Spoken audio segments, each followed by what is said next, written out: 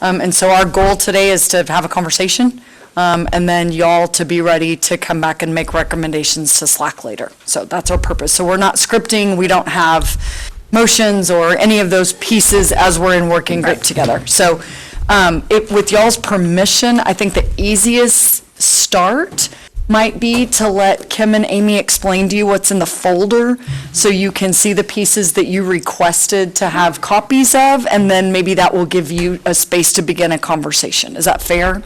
That sounds good. Okay, great. Perfect. Do we still, even though it's just talking, do we still need to do like a call to order on this? We don't, we're not a formal meeting. We don't have to just do wanted to it. make sure. No, Yes. ma'am. Oh, Yeah. absolutely. Yeah, we don't have to do a time in and time out, so Okay. since we're not, yeah, we're good. Thank you, though. All right, so what you have in your folder is just some of the things that we thought might be helpful as y'all considered the process. The first thing in there is just some facts to consider, and these are, I've numbered them, just things that we may want to go through. So before I kind of go through that list, behind that, you will see this form right here. Looks like this. This is the challenge form that TEA has posted as their template that we're able to use. We can add to it. We just can't take anything off of this particular form. So when Senate Bill, good morning, Christina. When Senate Bill 13 was passed, one of the items in the law said that TEA had to create a reconsideration form, and so that is what you have there.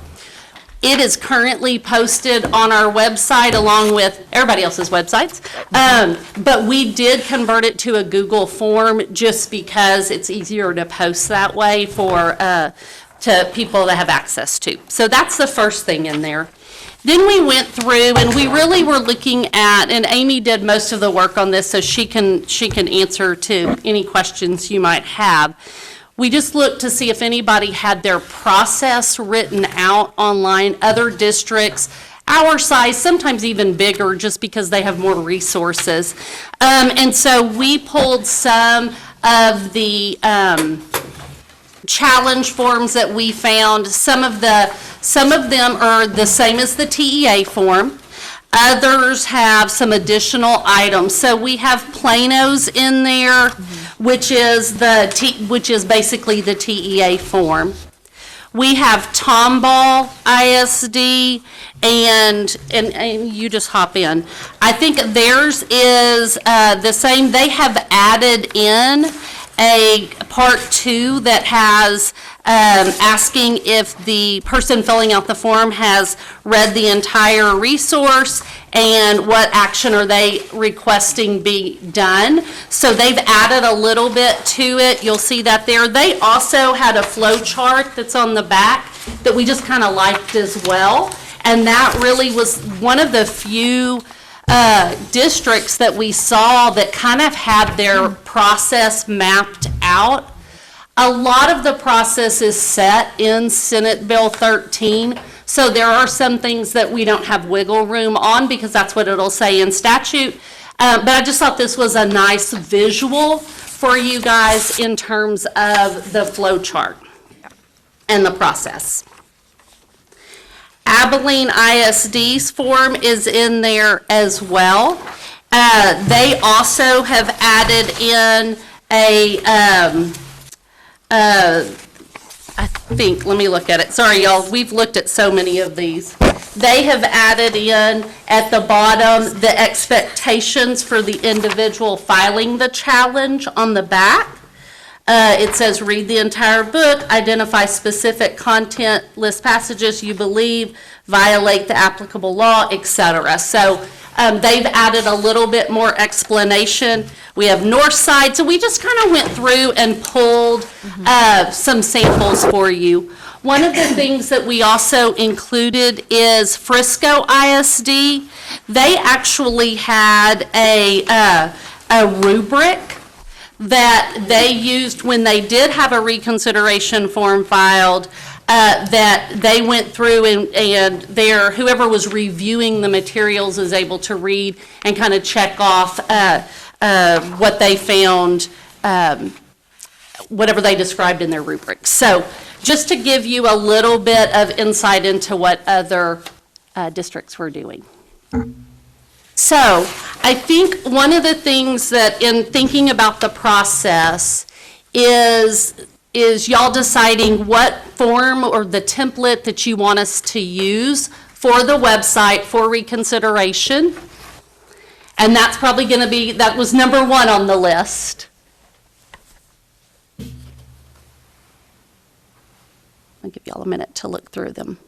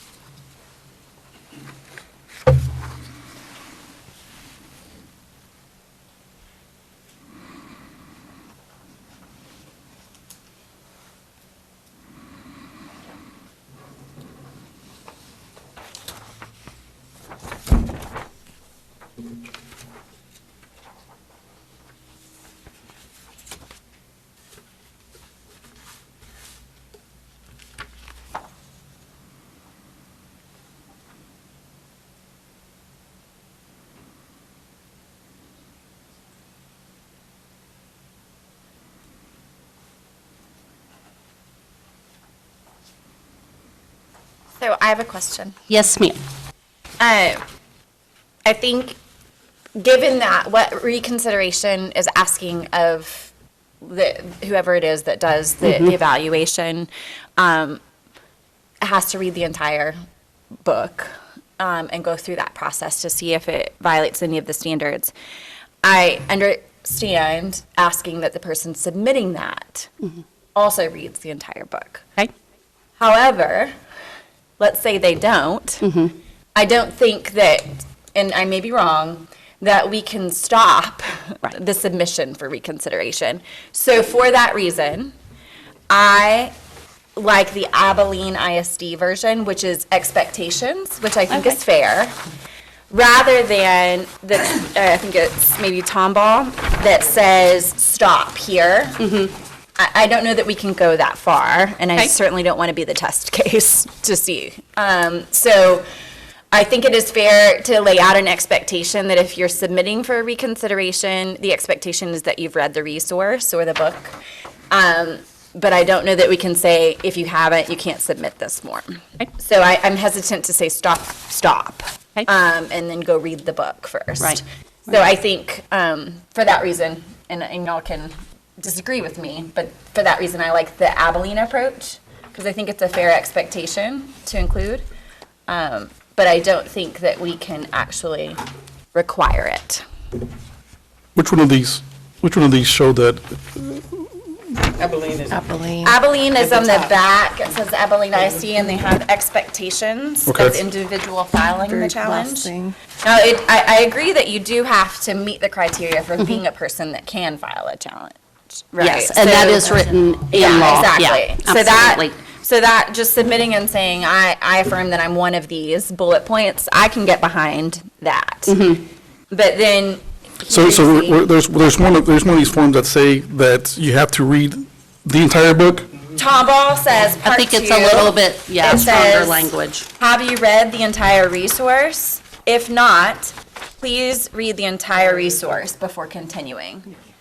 And so I think that's a fair expectation, but I don't think we can actually say on the form that if you don't, you can't submit the form. Right. So that's my only. Well, there's no way to monitor that. It really isn't.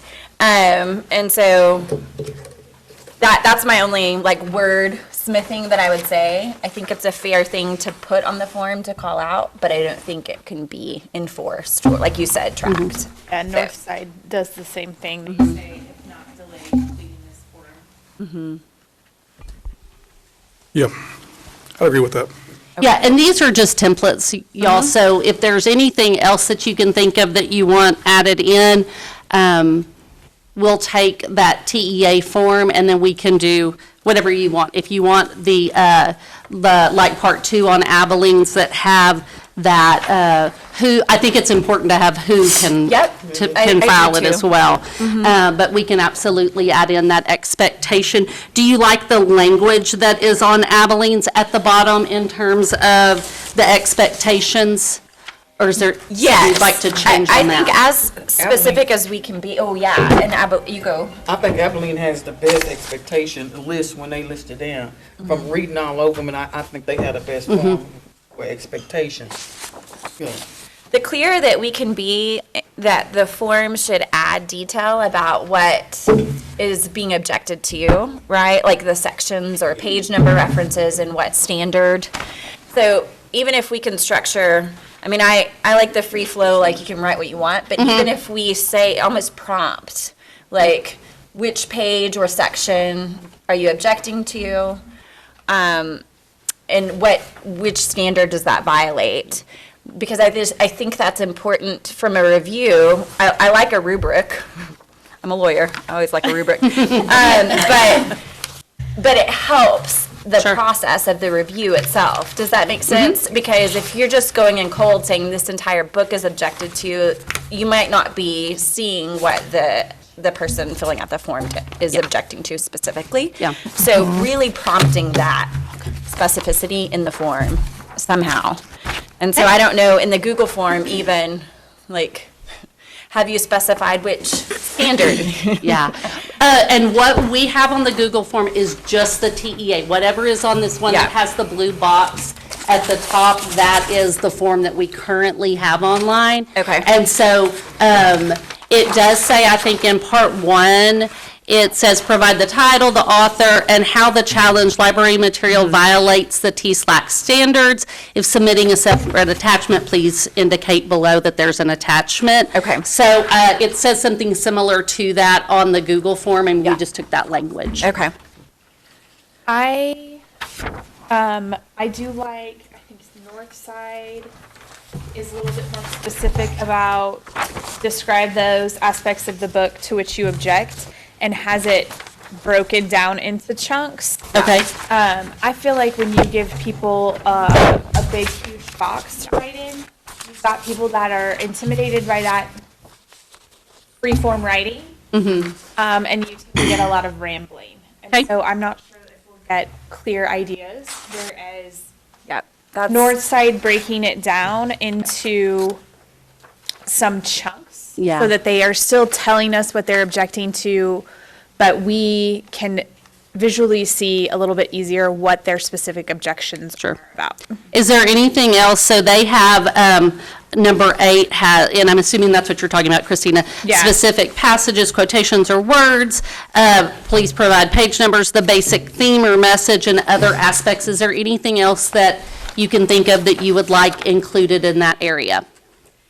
which standard they think it violates. Okay. I have a question. Do we know if the Frisco ISD library form, if those check boxes they have in the first section, are those the standards that are being violated, or would they need to go look at the rule separately? We don't have the Frisco challenge form. Not every, I've not been able to find it on, that's only their rubric. Oh, okay. So that's not their challenge form. But we could put it on the Google form, the standards, so that they have them Yeah. available. Yes, so they can connect it. I think that's good.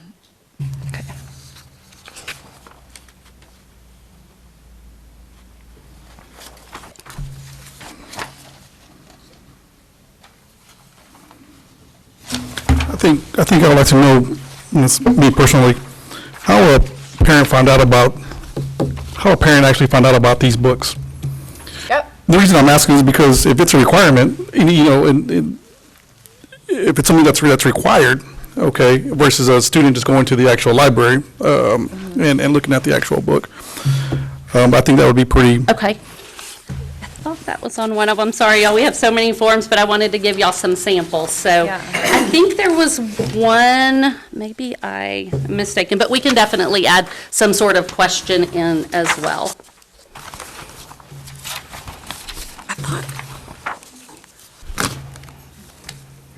I did also like that Tom Balls had the like type of resource you're commenting, if it's a book, a magazine, or data. Yeah, that used to be on, actually, that was on the old policy. That was one of the very first questions, but when TEA created the new form, they dropped that, but we can add that in. It's north side. It says, how was this book brought to your attention? Thank you. Does that fit, Eli, what Yes, you ma'am. were saying? Okay. Sorry, I know there's a lot of Thank you. samples from across the I state. couldn't remember which Yeah. one, but we can add that in.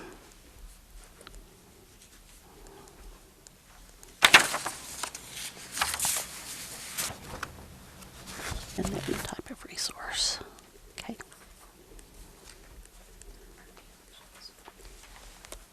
On north sides, is number 7 important at all? Is that something that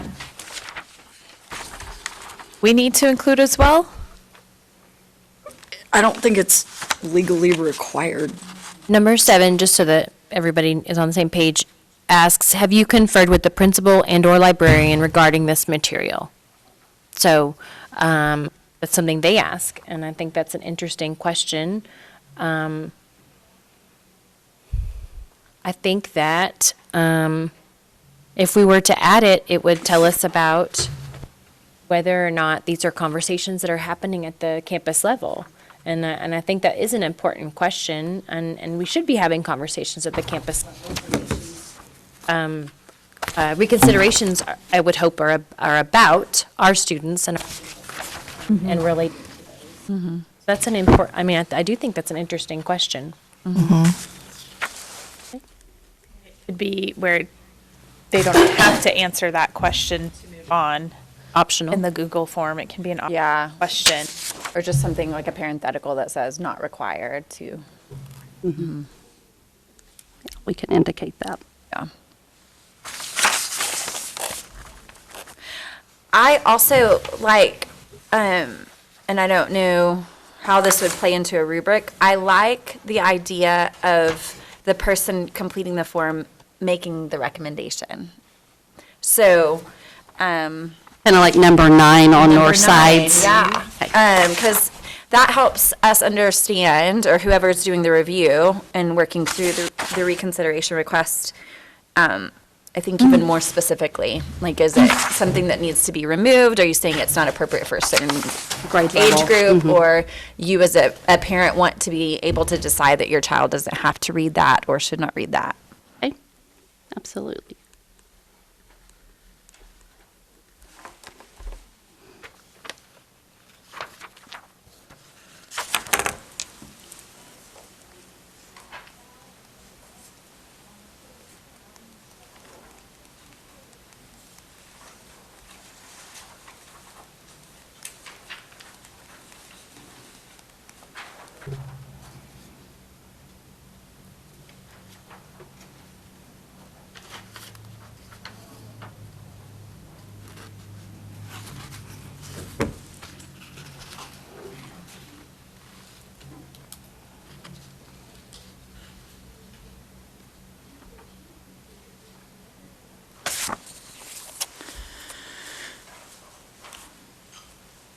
I haven't seen this, I'm not, I believe it exists in one of these, or I couldn't tell you exactly where.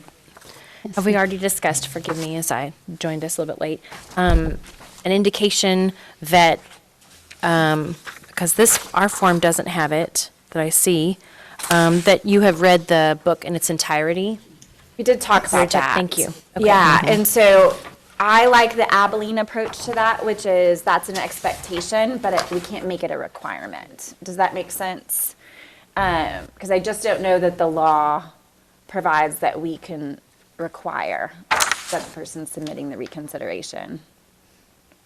Versus like Tomball or Northside's language that Did you read the entire book? If not, Delay completing until yeah, you've read the so material. just not putting that language on there and putting quotations. Uh-huh. I think it was North Side and I think all of them have some sort of indication. Abilene does as well. Abilene has the expectations. Plano doesn't have it. Plano's is essentially TEA's it's the form. TEA form, yeah. Which does not have it. Yeah. But all the others have some sort of either expectation or have you read it if you haven't delay. I think we definitely need to have this. Well, I think that's the only way to cite to the specifics of what you believe the standard is violated, that's being violated by the material, right? I think the other piece, I'm not sure if I've seen it somewhere or like where I've seen it, but it's to require that you write it yourself and not use another material that you copied like from the internet. So somebody else's summary, somebody else's printout, like a printout from the internet being like, here's the review, and I'll just attach that to my form. So I didn't read it at all. I just printed out something from the internet and I put the title and, you know, Right. that was my submission. Got it. So I would love to figure out if there's some way we could encourage a little bit more. Yeah. Could you put that as an expectation under expectations of the individual filing the challenge? You have read the entire book, identify specific content. I'm looking at Abilene's. Explain the concern and maybe something along the lines of complete the form. From firsthand knowledge. Yeah, or independently, I don't know, something along those. Let me wordsmith. North I'm happy to Side wordsmith. number 6, I don't know if that's what you're saying, Jessica. The please summarize, so look in your own summarize. words. Or maybe please summarize, or an expectation is that you summarize the specific content in your own words or your concern in your own words. So if we were to write that and then someone just prints out something from the internet, do we then return the form and say, this needs to be summarized? I'm just trying to like make sure I understand, because I'm not going to go searching through. I wouldn't expect anyone to spend your time going and searching through like, oh, this is a copy from the internet. So I'm not going to know. I'm not going to know. Yeah. But I think that sending out a printout is not indicating that if my child turned that in for a book report, that would not be sufficient. They did not read that book. So You're saying no, we're not going to put it through ChatGPT I'm and not check gonna, it. exactly. but I'm not going to check we're- for whatever. I mean, Yeah. I'll admit that there are some flaws in the system. It's not Sure. perfect. But I think that if we're all on the same page, just like we would expect our children to read and engage the material, that we should, Yeah. call that forward from our community. I wonder if between 6 and 8 on North Side that y'all already said you liked about describing the aspects that you object to. That's the passage, quotation, word, theme, or message, or other, if those, I don't know if that fits to the nature of what you're describing, or not really. Not really. Okay. Breaking it up apart like that and asking specific questions will help prevent some of the, this website says this book is bad. I haven't read this book. My child hasn't read this book, but I heard this book was bad, so I'm going to fill this out because this website says this book is bad. That will help that because we're asking for more specifics. Okay. It's an imperfect system, but I think that maybe not allowing attachments. I don't know. Maybe I that's like part that. of the Google form.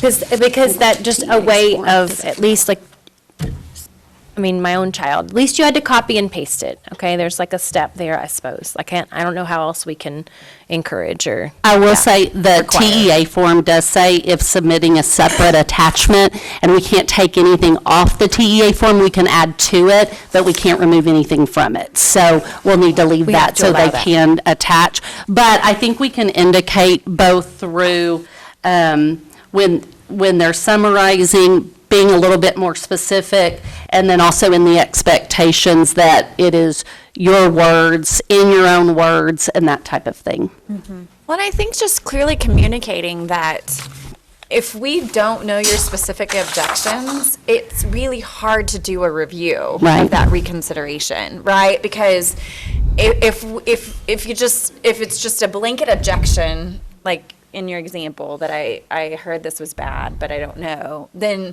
somebody's going to read the whole book and not understand what that objection is. And so in such a situation, it's very hard in that scenario to pick up on what that standard violation is being alleged, right? Right. So I think even explaining, the more specific you are in your objection, it helps the reviewer understand that objection.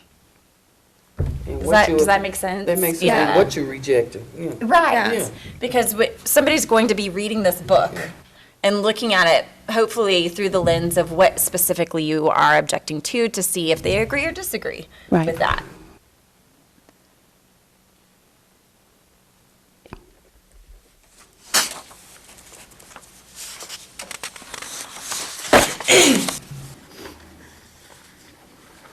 And I think it's important for us to say too, we gave you samples because it was what we could find, but you can make a recommendation to SLAC and then to the board to add to beyond what we gave you. Yes. So even though we're trying to find some examples and things that we have, it's okay to say too, we actually want ours to say whatever needs to be in green ink on Tuesdays or whatever that is reasonable. Would y'all like me to give you a little bit of a summary of, I think, what you've said so far, so that you can kind of synthesize it for a minute? Okay, so what I have is, starting with the TEA form, including in the box of what the objection is, specifying what they object to, including the standard, and making sure we include those standards on the form so they can see those standards. Including a question, how did the book come to your attention? So we can determine that. The type of resource it is. Have they conferred? And we can have this as a question, or we can have it as an expectation. Am I too loud? Yes, ma'am, you're just boomeranging. I'm sorry. It's okay. It's who you are. Who I am, I'm sorry. I feel like everybody can hear me well. They can. Have you conferred with the principal or the librarian regarding it? Making sure that they have a recommendation for what they want done in terms of removed completely or moved to a different level.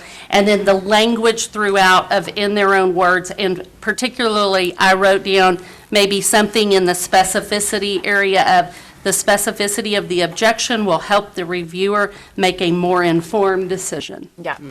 Yep.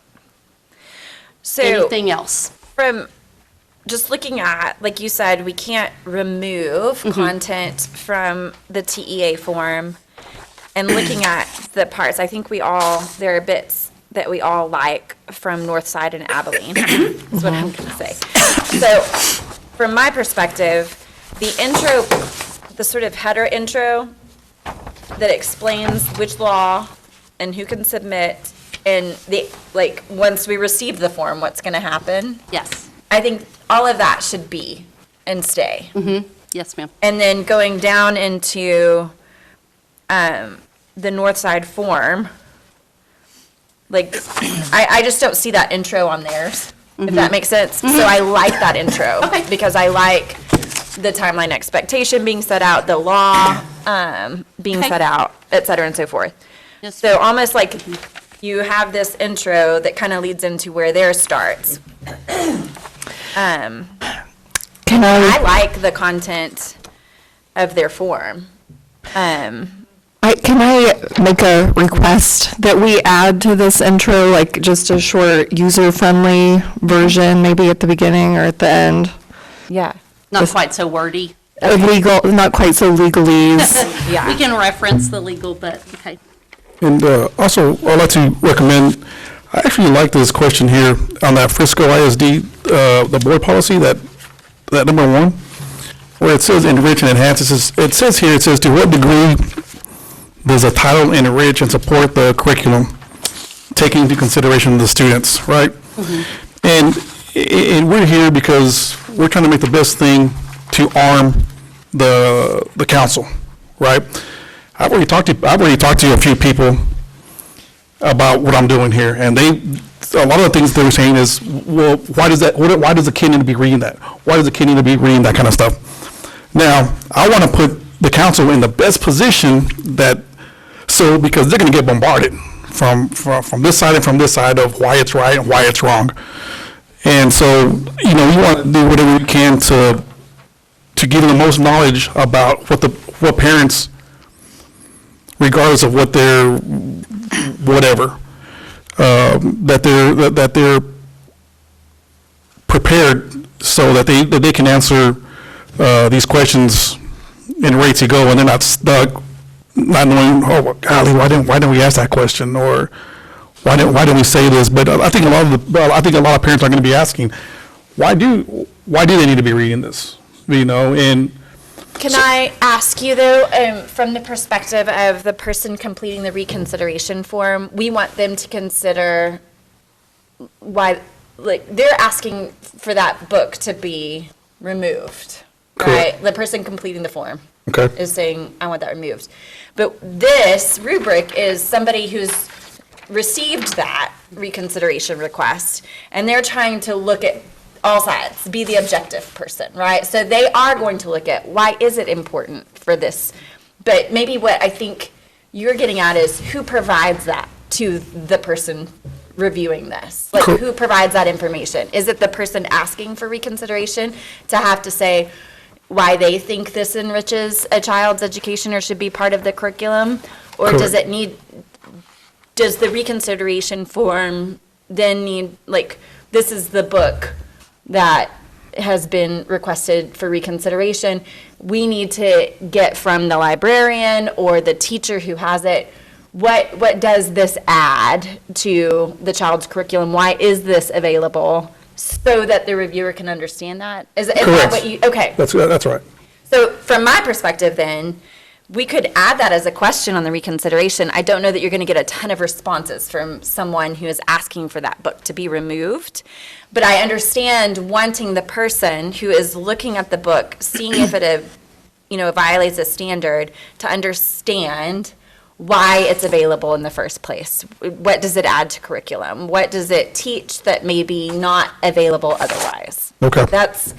And so I don't know, from a process standpoint, like the Tomball, when we're looking at the flow chart, maybe that's part of the flow chart, right? That once a reconsideration form is received,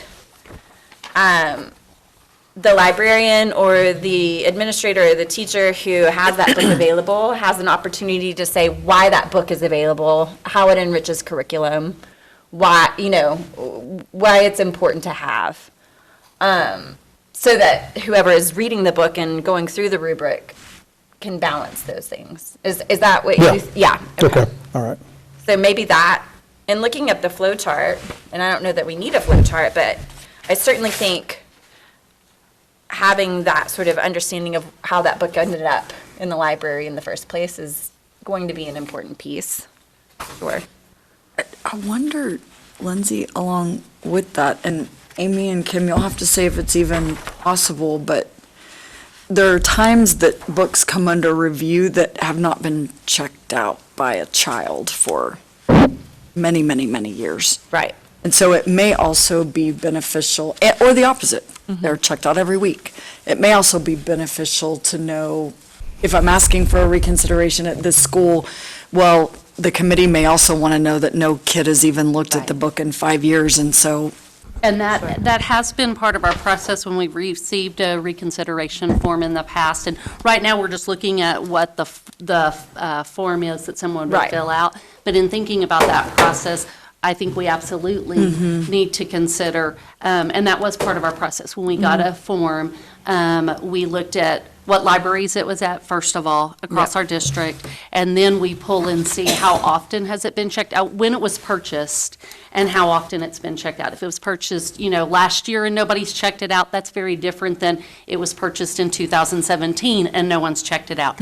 Oftentimes, when we have gotten a reconsideration form that is over 5 years or older, right about that, if it has not been checked out in 5 years, we just weed it out of the library, because it is not one that kids are, they're not voting for that book with their feet anyway. They're not picking it. And so that is definitely something that is part of that process in terms of the flow chart of what will happen if we get a reconsideration form. That definitely is something we'll take into consideration. I think y'all could write that, if you wanted it in the flow chart, you could Yeah, put that in the absolutely. process as a piece, if that's helpful. Yeah, it's almost like the step where it's talking about resolving the matter informally. It almost a little bit precedes that, right? Like that's It doesn't all need the to go to steps you just committee explained. if it hasn't been Right. read in 9 years. Right. Absolutely. Yeah.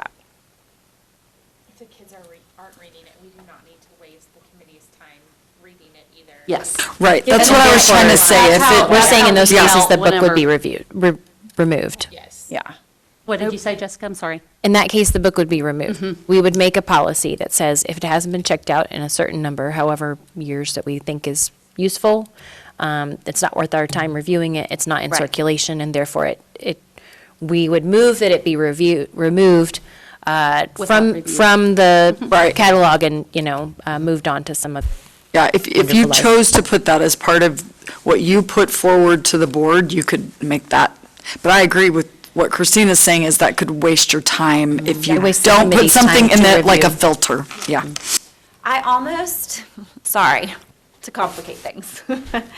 I almost receive the form, find out where it is, goes to librarian, administrator, they find out it hasn't been checked out in 5 years, hasn't been checked out, whatever those criteria are, hasn't been checked out for 5 years. This book is eligible for expedited removal. Do you have a reason that you don't want it to go through expedited removal? Yes or no? If it's no, then removal. If it's yes, please state that so that the committee can understand. I like that. Yeah. Okay. So that librarians have. Right. One more swipe. Yeah. One more swipe, we actually think it's important for XYZ reason. That gives us the information that Right. he was speaking about, and yeah. Yeah, and Ms. Campbell is our lead secondary librarian, and she and I have had a lot of conversations over the last 2 years in that same regard. Is it something that, is there a reason that we need to keep it in the library? And she would make that determination. Okay. Do you have any estimate about, in the last 2 years, let's say, how many books were books that had not been in circulation that were submitted for reconsideration? Would you say, estimate-ish, 50%, 10%? I'm just going for I could dig around and probably give you a better estimate, but off the top of my head, I would say probably 20%.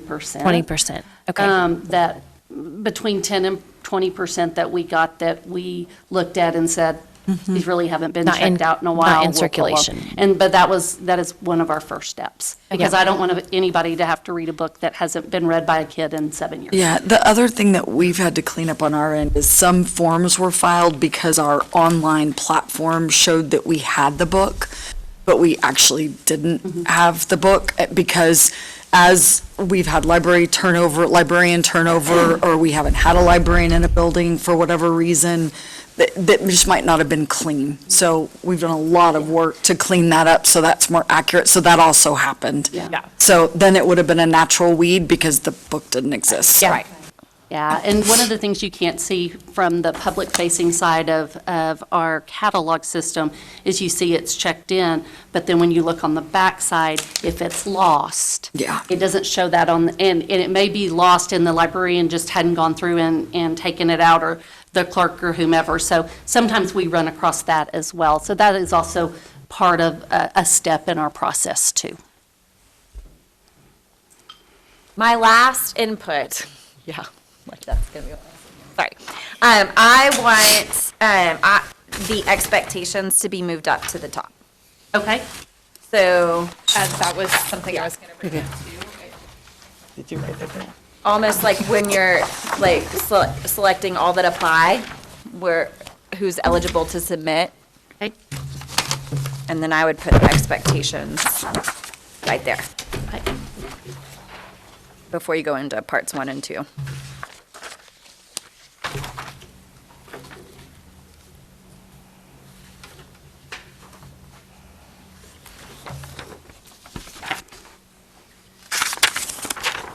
So for number 1, I am happy to take all of your input and recreate the form and send it back out to you and let you look at it and decide what tweaks and changes we need to make from there. But I'll get a draft to you right after the holidays and let y'all give input on that if that sounds okay with you for our form. That's good. Yeah, Does that sound sounds good? good. Okay. Step 1.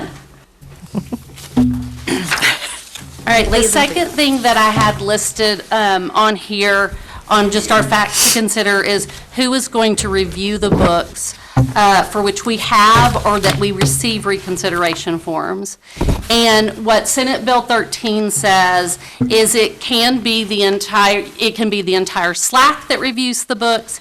It can be a subcommittee of this council, or a library material review committee can be appointed, but that has to be appointed by the board. It must have 5 members who are majority parents and are not SLAC members. So that would be an entire other committee that the board would need to appoint.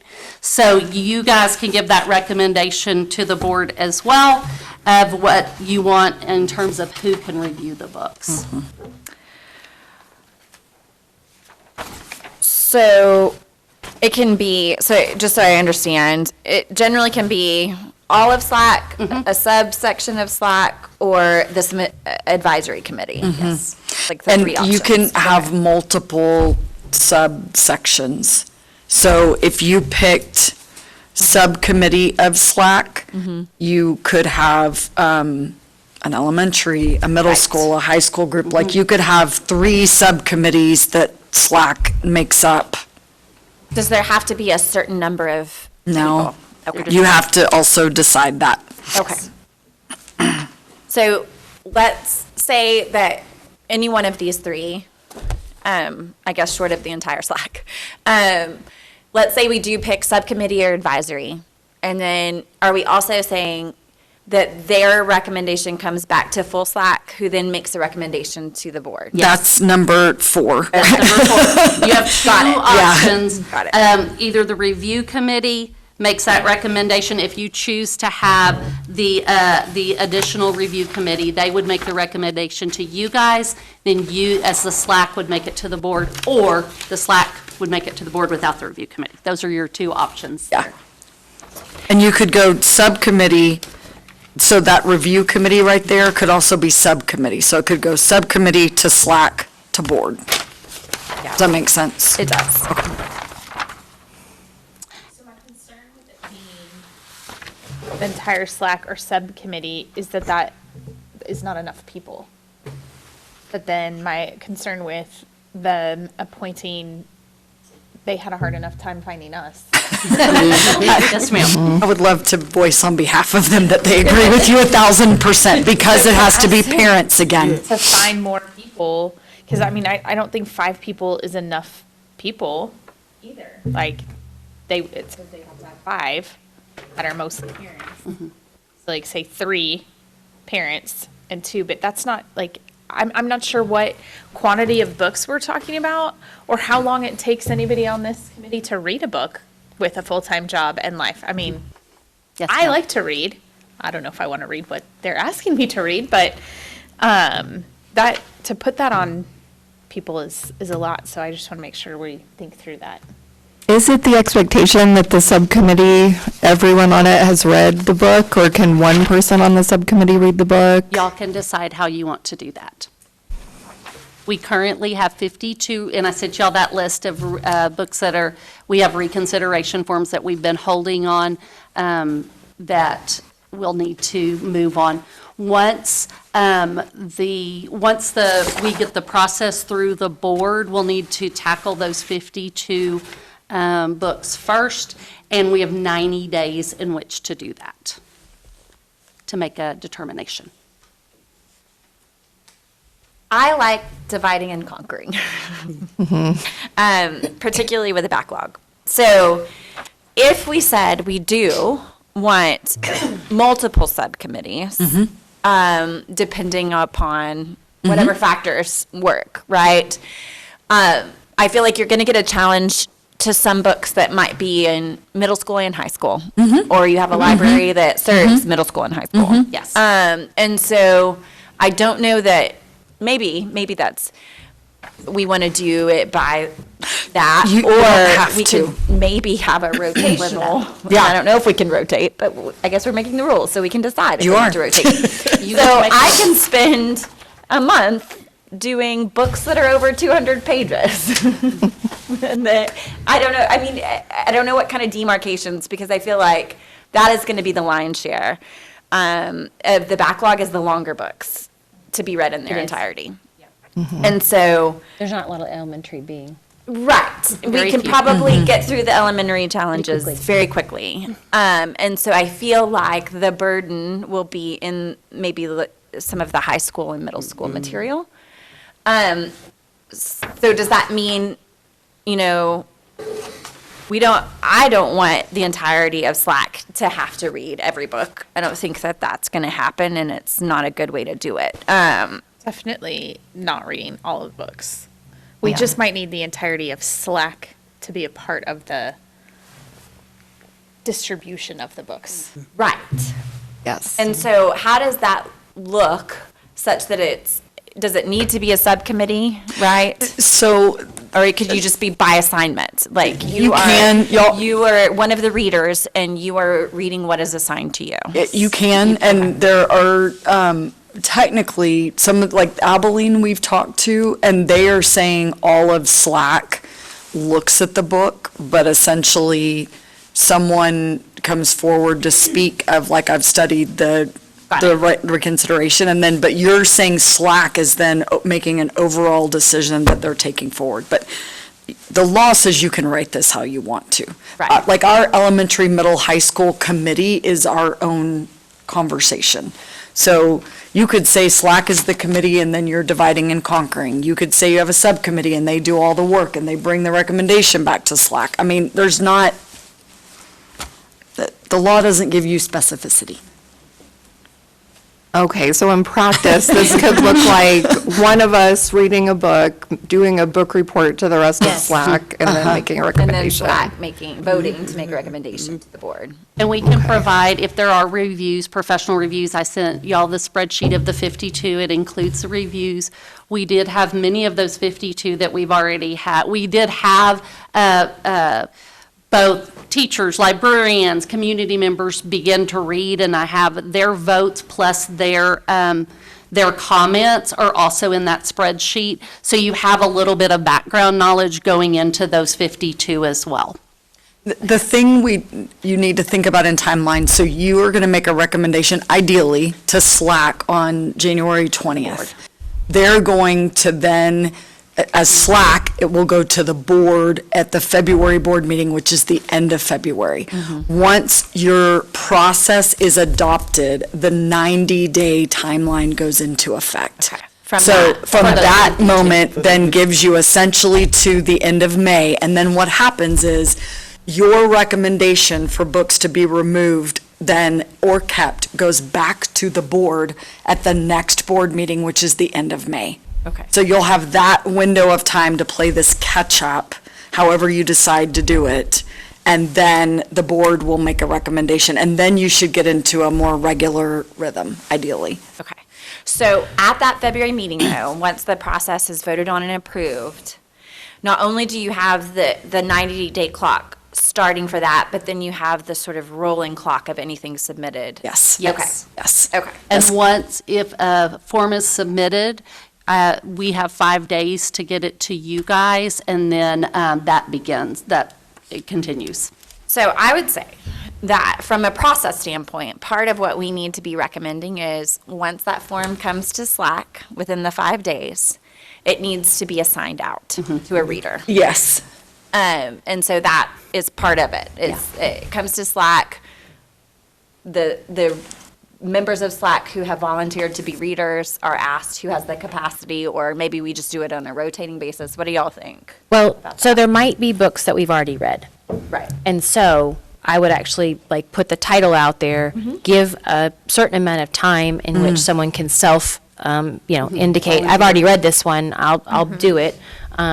And then if no one jumps forward, then we got a random, Right. boop, boop, boop, your turn.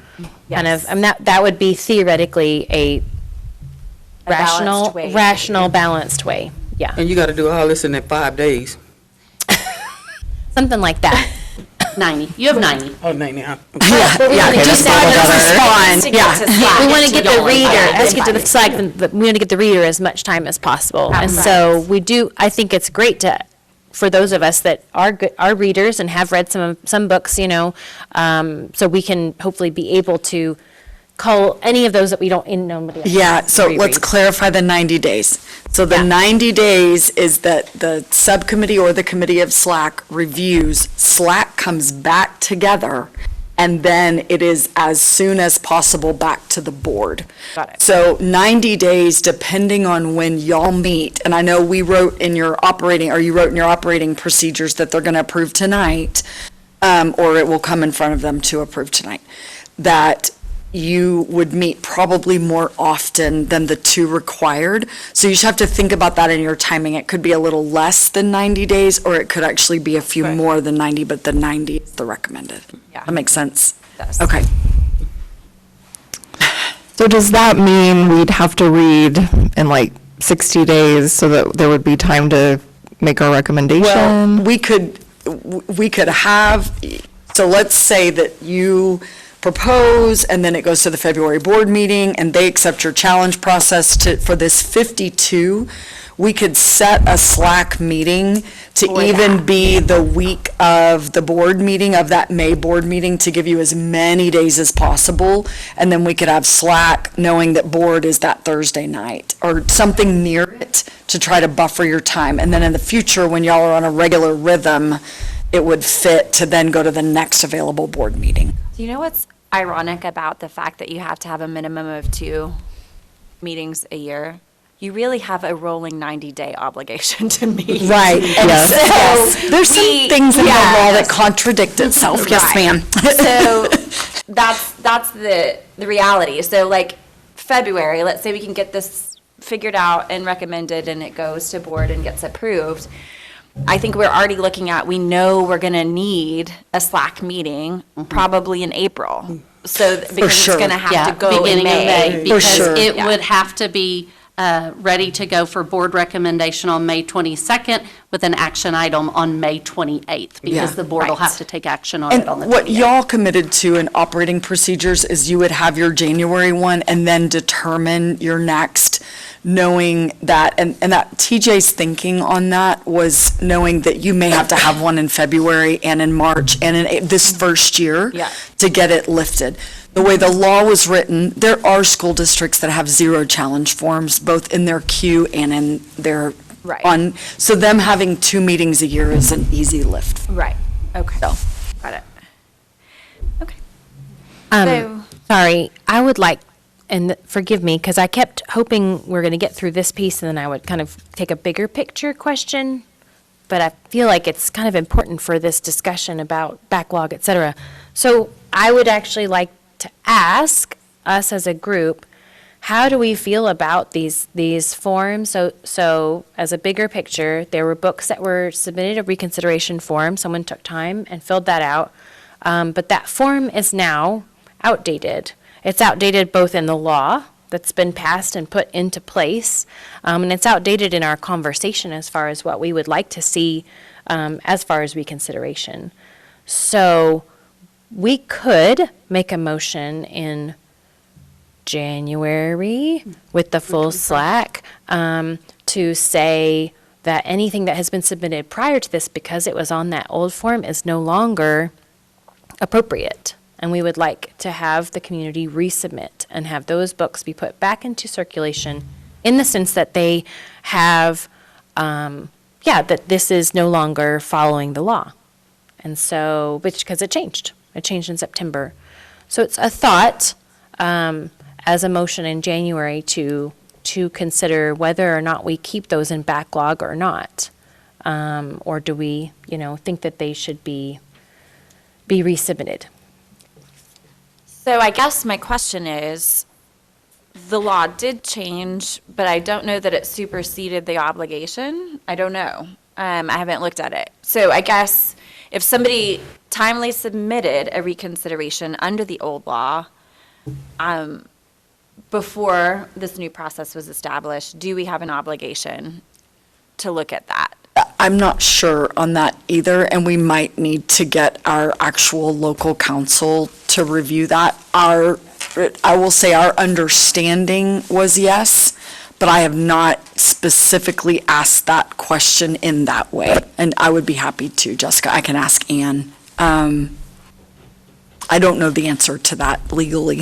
Okay. Because we paused the system and we removed the books as required by the law that was enacted in September. So when school started, we removed the books from the shelves. They're currently removed. But we paused our current practice knowing that the law had changed and we did not have something else in place yet to replace it.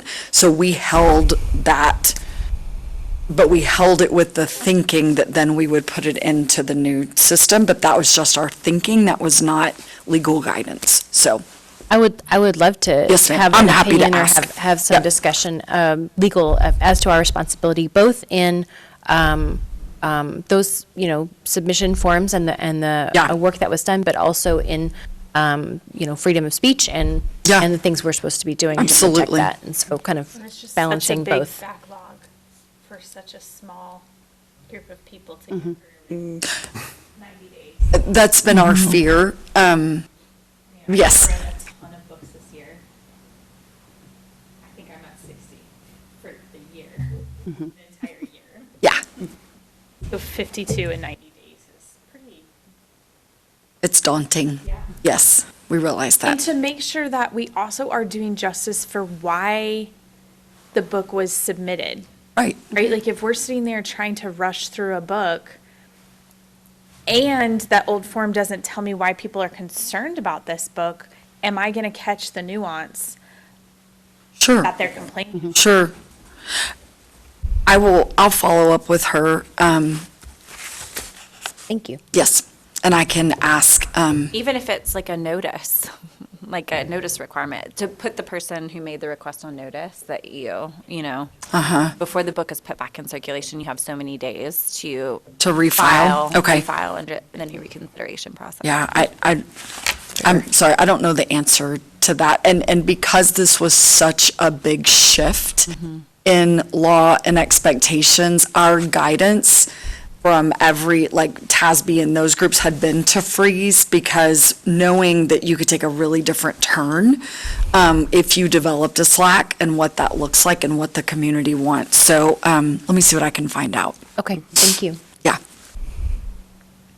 Good question, Jessica. Yep. Yeah, it's Bigger a great. picture, make sure we're all the same thing. Well, or if the 90 days applies as well. That's the other thing I've wondered if, I don't know. Let me, What happens if we don't meet that 90-day deadline? We still have a backlog of books because yeah, the professionals sitting at the table here didn't have time to read all of them. right, It's like, right, I don't want to set us up for failure. right. Also, that backlog will help us to determine if our new stuff is working. Your process. If we've just read 52 books that don't even apply, our new process doesn't even apply to. Right. Yeah. Let me do some digging. Let me do some digging and see. Can I ask another question related to that? Let's just say, do we need to consider in our process if somebody were to after we release our new process, submit, another 50 challenges? Like, say they've been stockpiling them, and we just feel like we cannot get through them in the time allotted. Is there any provision for that? There is, go back to the law. There, I thought there's something, but I think it comes from the board, not from y'all.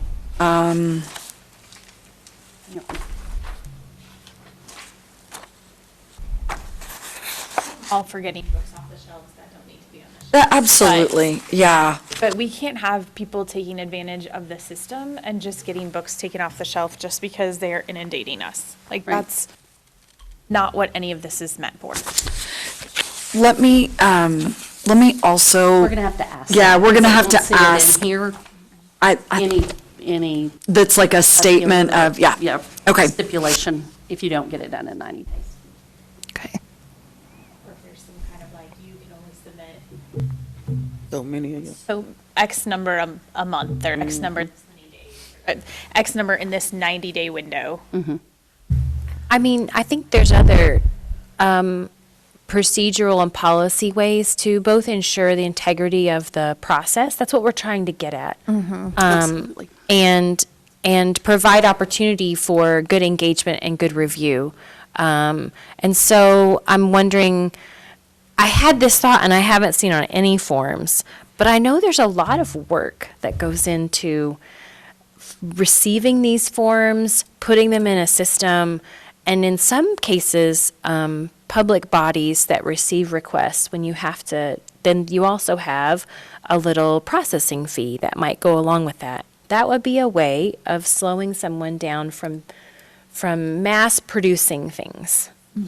So that's a thought. I don't know that you've seen any examples of any other places that, I'm just thinking of like other policy things. I haven't seen it in this. We do have it in, there is policy around it for open records requests. Right. And there is both case law and procedures for a nonprofit entity. There are really strict rules about what we're allowed to do and not allowed to do in that process.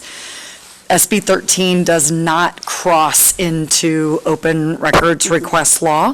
And so what I don't know, and I am not a lawyer, so, what I don't know is, I don't know if you can take what we use in that practice and apply it to what it is not written into the law. We'll have to get legal consult on that as well. Because we have very strict, down to the page amount and hour amount for what we charge in open records requests, and an allowable and non-allowable from the Attorney General of what we can do. So, But without any of that, like this work that has been done. Absolutely. Over several years. Yes. Has cost the district thousands of Yes. dollars, if not more, tens of thousands, I don't know, in time and attention. And so I'm just going to throw that out No, there and that's- as a discussion Yeah. piece. Because we are in a deficit budget. Like, this is Absolutely. ridiculous. Yeah, So and honestly, looking for ways. probably Ann would tell us, our attorney, that would have to go to the Attorney General. That's where we send it for open records for exorbitant pieces, and that's where we get guidance on dollar amount, so it probably would end up with the Attorney General. But I will ask that also. Might as well. And then my last thought, as far as however many things get submitted and the integrity of the system, is if something has been submitted last year and was reviewed by this committee of 7 people, mixed of parents and teachers, et cetera, and was decided to be kept, do we have any, I haven't seen anything here, but any, Has this been previously challenged? in the past That's 3 in the- years and approved? It's in the law. For the new law. For the new law? For the new law, once the SLAC, once the board makes the recommendation whether to keep it or remove it, that stays in place for 2 years, and then it can be reconsidered Re-reviewed. again. Okay. Reviewed again. For those that we did before, prior to This the law. change in law, those I have not included on anything because those have already been reviewed and voted on, and so a form would have to be filled out for those. But they could be. So Yeah. in the past 2 years, it could be Yeah, resubmitted, because given the new there form wasn't and the new. Before, there was no statute of how long that held, but there is now, and it is 2 years. And that, they put clarity on the FAQ from TEA around the law, so that one we have answers to. Okay. Because otherwise, it's just like a merry-go-round, and then it's approved, and then it's returned, and then it's approved, and then it's Right, returned. that's why they put the Yeah. 2 years. Yeah. And then as administration or whoever changes, or SLAC members change, we hope that y'all are committing for forever, but that gives Obviously not. opportunity for change as well, right? Right, Depend on your answer to this 52 books. right, I will work on that, yes, ma'am. So, can I ask a question? Somebody completes the Google form. It meets, like, they've completed it, it's fully filled out, it's received by you? Bless you. Typically, yes, ma'am. You look, you see, do we have this book, do we not? Where all do we have it? Is it there? Has it been ha- checked out? Yes. All those things. All of those things. If it hasn't, and we decide we want an expedited removal process, we ask the question, should this be, just go through expedited removal? And then the librarian or the teacher or the administrator says yes or no. All of that eventually, if they say, I want to keep it, here's why, or it's been checked out recently, it comes to us. We assign it. Yes. And I'm guessing, as part of this process going forward, you'll know if it's been challenged in the last 2 years. Yes, And you ma'am. can just say that, oh, this has been challenged in the last 2 years, so you don't have to look at it. Is that a question that we can ask of you now? Has this book been challenged? We could put it on the form because the list is on the website, and we keep it. So Okay. you could say, has this book been challenged in the last 2 years? Have you checked the LISD I website? have a list of Okay. decisions made for those that have been challenged, whether it was removal to maybe out of middle school to high school or removal completely. I'll be happy to share that with you. Okay, that's helpful. I think that's just helpful information for, as we move into this. Okay. Can I ask a technical question so technically, the way you're describing, the subcommittee of reviewers will actually be SLAC because all of you will be participating? Is that what you're saying, or not So I really? think there are 2 SLAC members who aren't here, and I can't. So you don't want to speak for them? Okay, I gotcha. But we are, I mean, you're saying, you're right, we are a majority of the SLAC. Right. As it exists. Yes. Yeah. And so, I would say at any point, somebody on SLAC, I think it should be all SLAC members. Okay. And at any point, somebody can say, this is a month that's tough for me, you guys. I can't take Sure. assignments this month. We need all or- the body speaking. Exactly. Yeah, So I sure. think everyone should be eligible to be a reader on SLAC, and then the assignments happen as capacity Okay. allows. I'm just thinking about when we're thinking, and I'm also trying to watch your time because we have 15 minutes. So I'm trying to look at when you're thinking about a decision, then when you look at number 4, you're really selecting option 2, which is all of SLAC then to the school board, Yes. essentially. Yes. Okay, great. When you, Oh, go ahead. yeah, can we go back to number 3? Yeah. So this is it a majority vote or I do think SLAC unanimous? as a whole should take a vote on it after receiving the report The out. information. From Okay. the reader. And I personally think it should be a majority. Agreed. Agreed. Okay. Okay? Yep. Okay, look at us just knocking out number 3 like that. Yes. Okay? So your entire SLAC, majority vote, option 2 going, can I ask another technical question?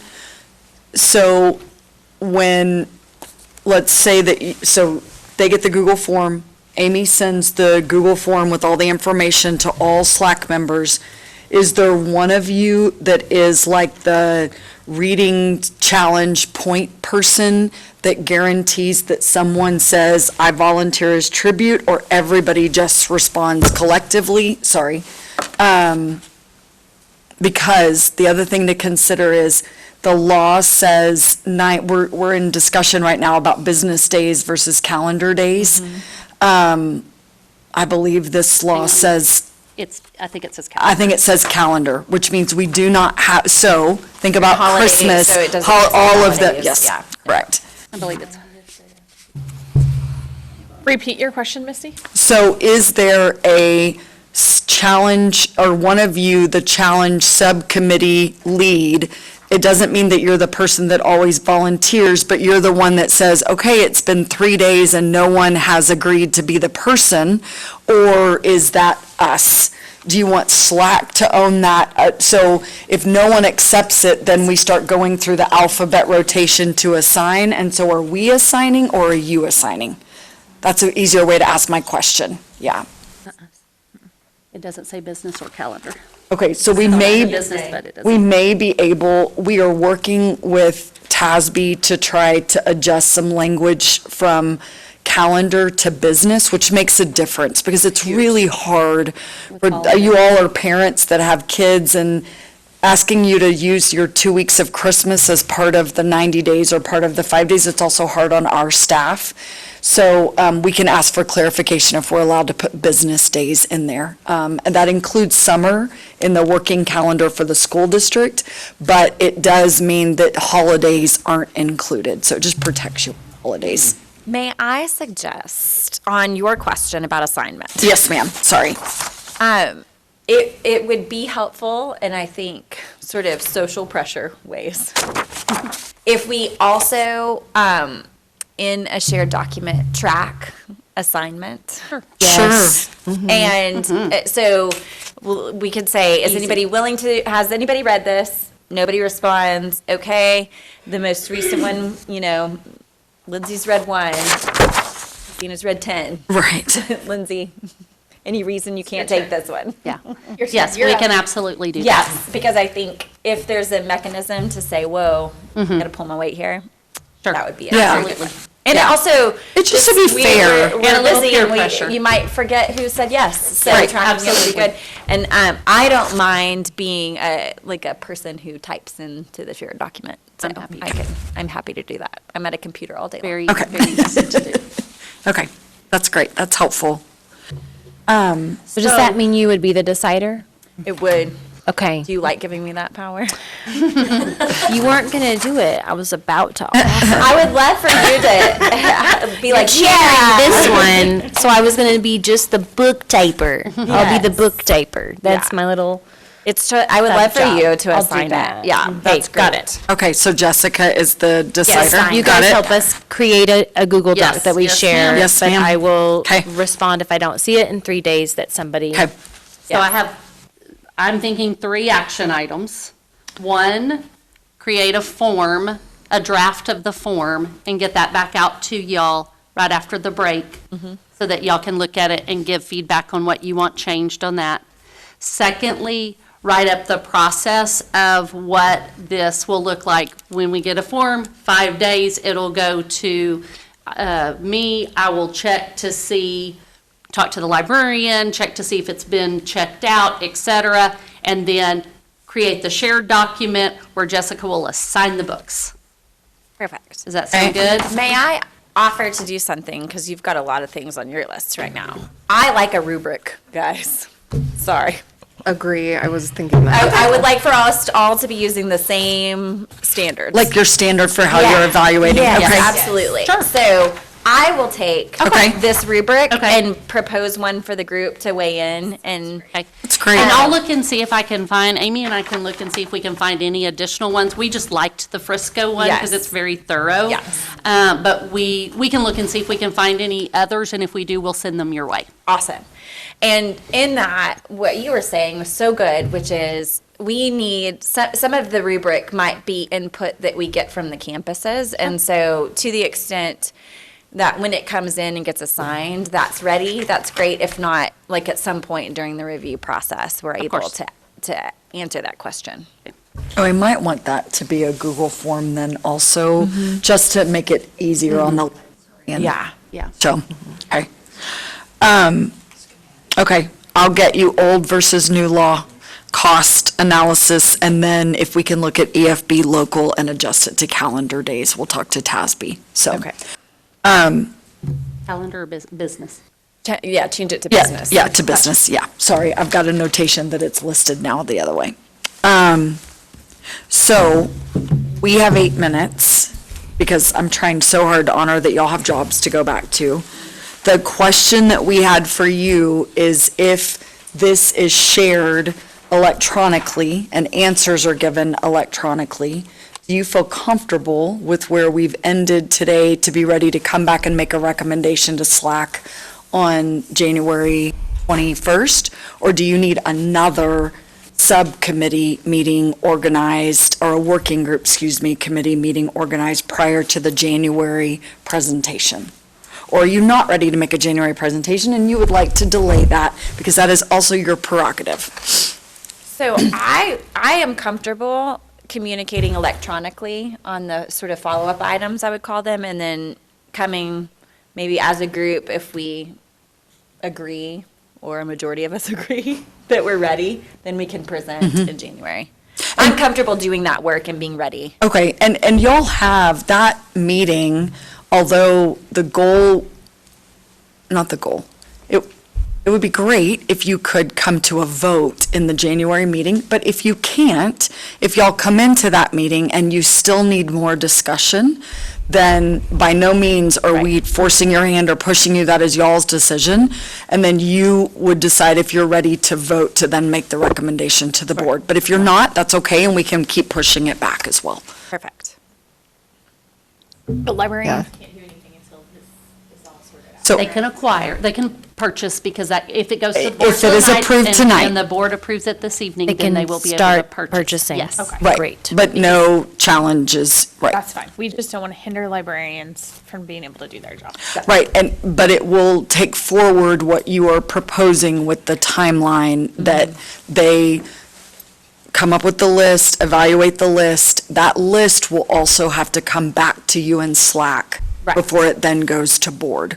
So we're going to need another meeting after the January meeting for you to evaluate the list from them. Probably February. March. Yeah, so. And this I is wanna- the pre-approval. This is the pre-approval that then goes to 30 days in the public, that then goes to the vote. So I just want to make that clear that, yes, it will go in front of the board tonight to accept your recommendations for the process, but the process will still take a little Yeah, while we'll have to work through. Actually Yes, start ma'am. the process. Yes.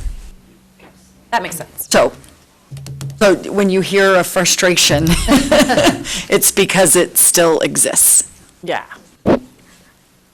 Yeah, when a book gets torn in the library, they right now can't Right, Replace buy a it. replacement. right. So it'll just take, yeah. But we'll get on the faster path. and better, and once we have things in place, we'll get our systems, we'll get better. Sure. Anything else? So to recap what I think I just heard, you Yes. guys will review these deliverables electronically and just say, work out any questions we have online. Yes. Okay, okay that with y'all? sounds great. And then Yes. if we're comfortable as a subcommittee, taking what we propose forward in January to the full SLAC. And when you propose that too, you can make changes while you're in that meeting together. You may find or think through other things that you want to change, and you have the flexibility to do that as well. Thank y'all. Thank you. No, of course. Thank y'all Thank so y'all. much. If you did not get lunch, please Please eat do. lunch. We're so grateful for your time, that you stepped out of work today. Yes, thank y'all very Yes, much. thank you for lunch. So I got a meeting invite for the next one, and then it got canceled. So It's a I duplicate. messed up, and I uninvited you to things, and then I invited you to things, and then I re-invited you, and I have messed you up significantly. It is a Misty problem. I am so sorry. So let me double check. You should have